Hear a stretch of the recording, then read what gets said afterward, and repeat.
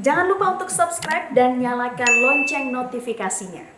Pemirsa, Menko Polhukam Mahfud MD menyebut meski Barada E telah menjadi tersangka, namun bisa saja lolos dari jerat hukum bila tindakannya menembak Brigadir Yosua terbukti atas perintah atasannya, yakni Irjen Verdi Sambo. Tapi bagaimana konstruksi hukum pidana di Indonesia sebenarnya? Benarkah ada peluang Barada E bisa bebas lolos dari jeratan hukum dalam kasus kematian Brigadir Yosua? Untuk membahasnya kita sudah terhubung dengan pengamat hukum pidana sekaligus mantan hakim Asep Iwan Setiawan. Selamat siang, Kang Asep. Selamat siang juga. Baik, Kang Asep, ini sebenarnya judulnya sudah berubah, bukan polisi tembak polisi lagi, tapi polisi eksekusi polisi. Ada yang kasih perintah, ada yang bertindak sebagai eksekutor. Tapi seberapa kuat pasal 51 ini akan membersihkan tangan kotor eksekutor dari jeratan hukum? Jadi pasal 51 ayat 1 itu ya, seseorang tidak dapat dipidana kalau melaksanakan perintah jabatan. Ya, itu pegang dulu. Itu universal di dunia manapun semua sama ya, negara-negara Belanda asalnya, Prancis sama. Artinya apa? Nah, kita telah menganut itu, ada azas, selalu saya bacakan azas itu ya. Idamu de qui equibet dare ichwi spero nula kupaes kuparese necessit. Jadi ya, artinya pertanggungjawaban tidak dapat diminta dari mereka yang patuh melaksanakan perintah, melainkan kepada mereka yang memberi perintah. Artinya apa? Ya, jadi ada hubungan atasan bawahan, de jure de facto ada otoritas ya.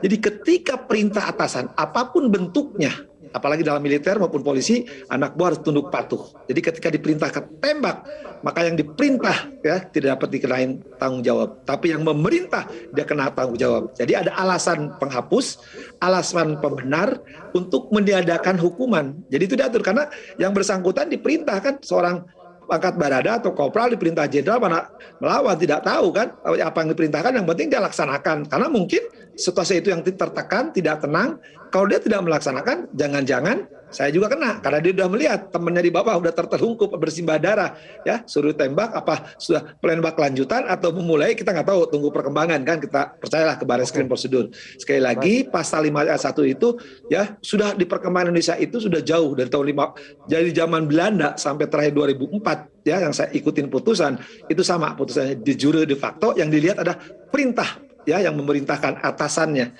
Jadi selalu bawahannya akan dibebaskan. Oke, baik. Kalau kita bicara unsur kewenangan di sini, unsur kewenangannya seperti apa, Kang Asep? Karena kan kalau hukuman mati jelas ada yang memberikan perintah, ada regu penembaknya.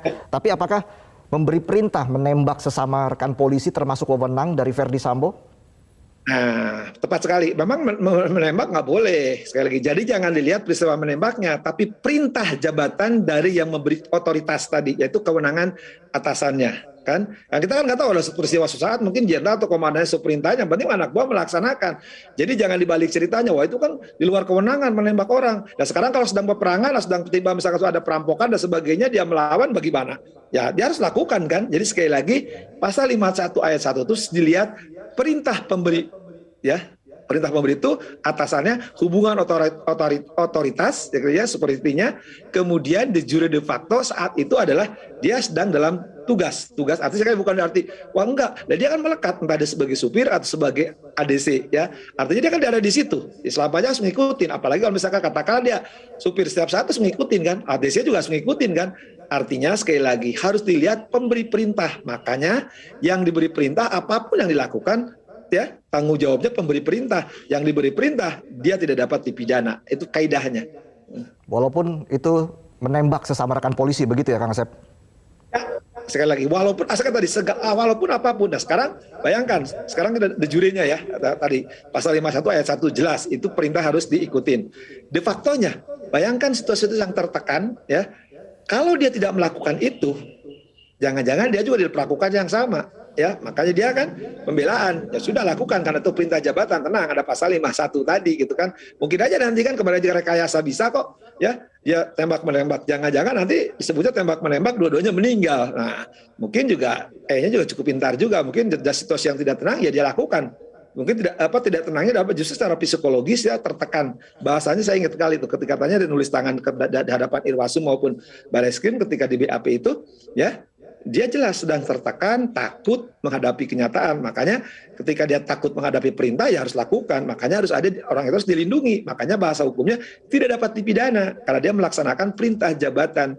Terlepas jabatan itu di luar kewenangan. Tapi harus dilihat sekali lagi, otoritasnya, pemberi kewenangan itu dalam kekuasaannya. Itu bahasa hukumnya. Tapi dalam situasi di tanggal 8 Juli itu sebenarnya Baradae juga memiliki kebebasan berkehendak kan, dan juga tidak dalam situasi darurat. Bagaimana Kang Asep melihat hal ini? Oh, hati-hati, bukan tidak darurat. Justru kan itu suatu asalnya yang menegangkan kan.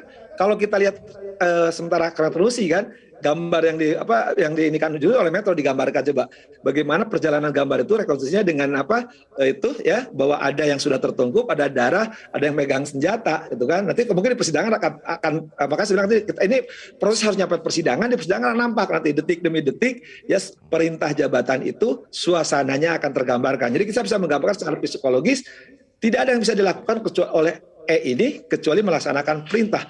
Jadi bukan dalam keadaan dia bebas bisa melakukan. Bayangkan kalau saudara suasana itu katakanlah cuma ada P, ya ada yang sekarang terungkap itu, ada KM, ada RR, ada 4, dua-duanya sedang mendampingi, menyaksikan malah membantu.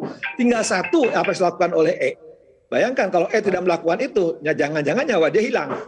Oke, artinya situasi darurat di sini maksud Anda adalah ada ancaman mungkin dari Verdi Sambo terhadap Barada Eliezer ya untuk melakukan eksekusi. Bahasa hukumnya bukan ancaman, sekali lagi perintah jabatan ya, jadi gunakan perintah jabatan kan tembak ya, tembak sama dia sudah selesai urusan ya. Ini kebetulan mungkin ya, sekali lagi maaf memaksa menggunakan kata kebetulan, suasananya adalah ya menghilangkan nyawa. Bayangkan kalau suasana sedang lain ya, nah, kalau dia tidak lakukan lebih berbahaya lagi kan. Baik, terima kasih Asep Iriawan sudah bergabung bersama kami di Metro Siang.